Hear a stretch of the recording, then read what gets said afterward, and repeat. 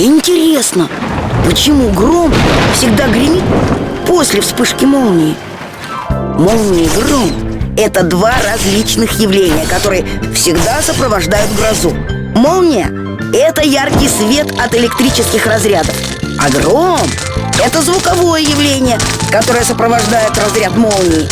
Раскаты грома возникают из-за того, что молния имеет значительную длину, и звук от разных ее участков доходит до нашего уха не одновременно.